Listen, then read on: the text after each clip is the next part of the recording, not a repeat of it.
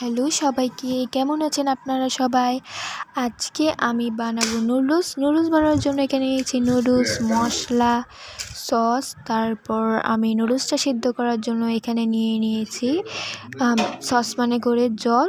আর গ্যাসটা জ্বালিয়ে দেবো আর অপেক্ষা করব জলটা গরম হওয়ার জন্য। তো আমি এখানে দেখিয়ে দিচ্ছি আবারও কি নিয়েছি নুডলস রান্না করার জন্য। পেঁয়াজ, আদা, রসুন, কাঁচামরিচ আর একটা ডিম। জলটা দেখতে দেখতে গরম হয়ে গিয়েছে। তারপর এটার মধ্যে আমি ছেড়ে দেব নুডলস আর অপেক্ষা করব নুডলসটা সেদ্ধ হওয়ার জন্য। এই ভিডিওটা আমি অনেক দিন পরে ছেড়েছি, অনেক দিন পরে অনেক ব্যস্ততার কারণে ভিডিওটা ছাড়ার জন্য আই এম সরি, দুঃখিত। তো যাই হোক, নুডলসটা সেদ্ধ হওয়ার পর আমি এটাকে ভালো করে ঠান্ডা জল দিয়ে ধুয়ে নিব আর জলটা ঝাড়ানোর জন্য নুডলসটাকে রেখে দেব। তো এখানে আমি আবার বসিয়ে দিলাম আরেকটা কড়াই বসিয়ে দেওয়ার পর কড়াইটা গরম হওয়ার পর আমি এখানে তেল দিয়ে দিয়েছি। আর তেলটাকে গরম করে আমি এখানে একটা ডিম ছেড়ে দেব। ডিমটা ছাড়ার পর আমার গায়ে পটাশ করে তেলটা ছিটে এসে পড়লো, যেটার জন্য মোটেই প্রস্তুত ছিলাম না।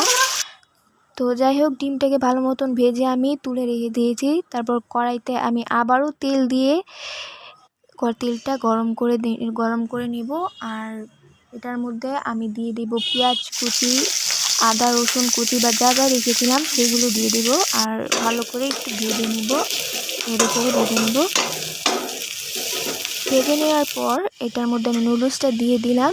সেদ্ধ নুডলসটা দিয়ে আমি একটু নেড়ে দিয়ে দিব লবণটা দেওয়ার পর আমি এটাকে নেড়ে ভালো করে একসাথে করে নেব। আর এখানে আমি নুডলসটা রান্না করছি একটাই কারণ, আমার ফ্যামিলিতে শুধু আমি আর আমার বাবা মা তিনজনই আছে। তো তিনজনে খাবার মতো হয়ে যাবে একটা নুডলস আর একটা ডিম দিয়ে।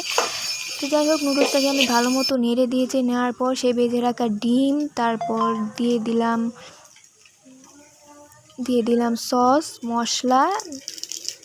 তারপর এটাকে দিয়ে ভালো মতো নেড়ে চেড়ে নামিয়ে নিব। দেখুন কি সুন্দর লাগতেছে দেওয়ার পরে, আর নাড়ার পরেই না কত সুন্দর লাগবে।